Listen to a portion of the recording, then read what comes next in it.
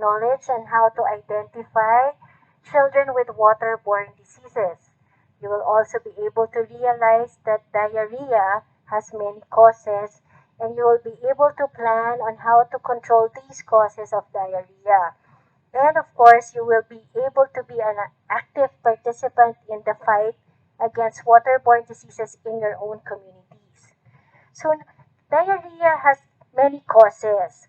So, the following are the causes of diarrhea when you travel to developed countries: stress, bacteria, certain medicines, antacids that contains magnesium, eating vegetables like cabbage, hot peppers, sausage, and eating sugar-free gum, which has sorbitol, which is a form of sweetener, which when present in the intestines can draw water and leads to diarrhea. So like I've said, so the following are the causes: intake of medicines. Remember, like antacids, antibiotics, sugar-free gums, diet pills. But at your age, we're not supposed to eat this or drink this kind of medications. When you travel, food, stress, and functional causes. So, causes of diarrhea can also be due to bacteria, virus, parasites, or a combination of these three. So, who gets diarrhea? Everyone. Nobody is exempted. So, what is diarrhea? Diarrhea is when you have a passage of loose watery stool of more than 3 times in 24 hours. And when you have foul smelling, when you pass out gas or the fart, it is foul smelling.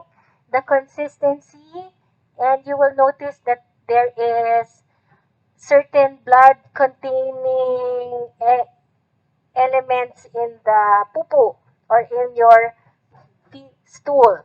And you'll also note the color of the stool. Okay? So now we go to the symptoms of diarrhea. When you're faced with weight loss and later on, because of the watery stool, you will be dehydrated or there is dehydration. That is what we call cholera. It's a form of acute watery diarrhea. Next, there's a certain illness that we call dysentery, which causes bloody diarrhea. So in effect it causes intestinal damage or severe infection, then dehydration also.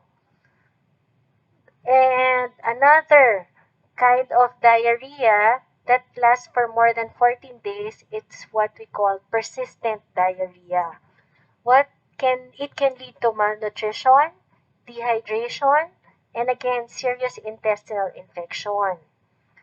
And notice that if you have diarrhea with severe malnutrition, it can affect your heart or heart failure and damages other internal organs and can lead to vitamin and mineral deficiencies. So what do we do?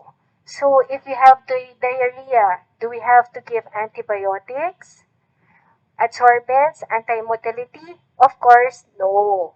So for the antibiotics, no, because not everybody is, or not all is caused by, not all causes of diarrhea should be treated with antibiotic. Sometimes it is also viral, it can resolve on its own, and as for the anti-motility of like loperamide or the diatabs, no, because it delays elimination of the organism.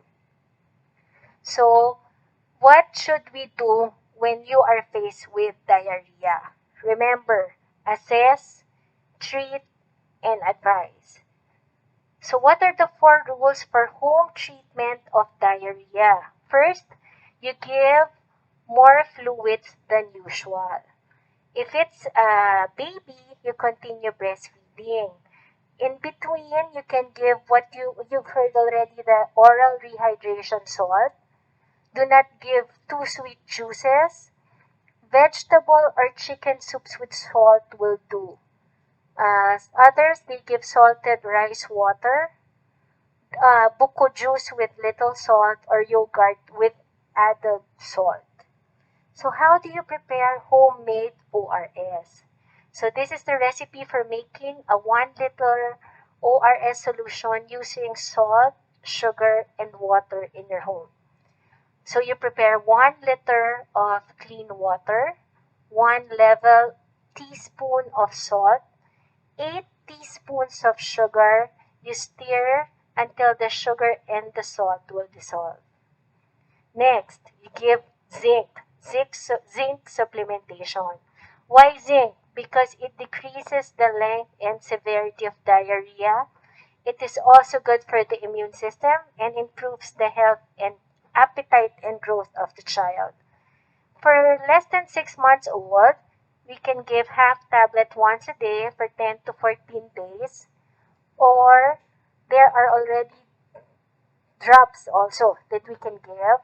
For more than 6 months old, 1 tablet per day for 10 to 14 days.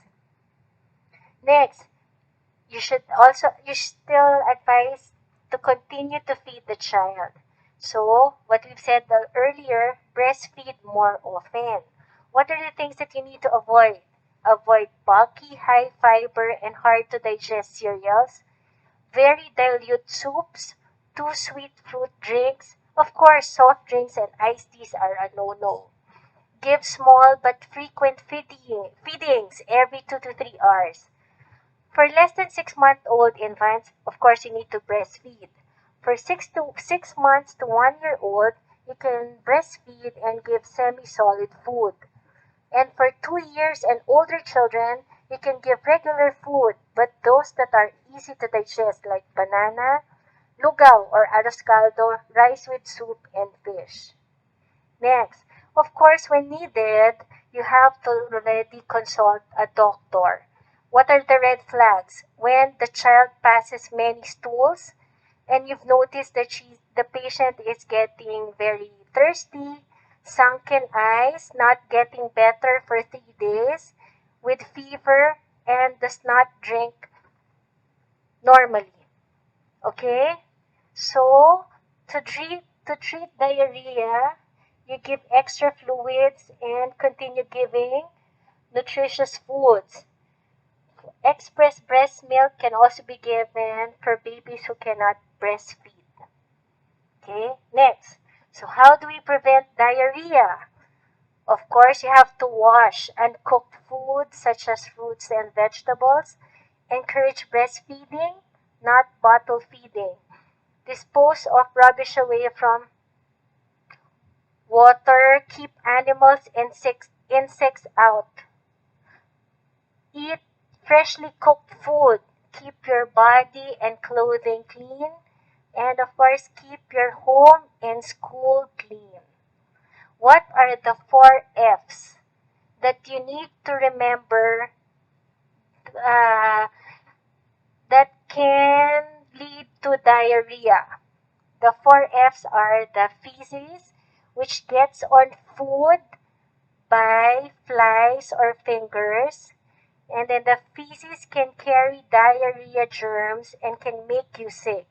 So think of ways to avoid this cycle. Okay, so I've said earlier, express breast milk can be given to babies who cannot breastfeed. And with this, I hope you're able to learn, and always remember to wash your hands before and after eating, and eat nutritious foods. Thank you very much.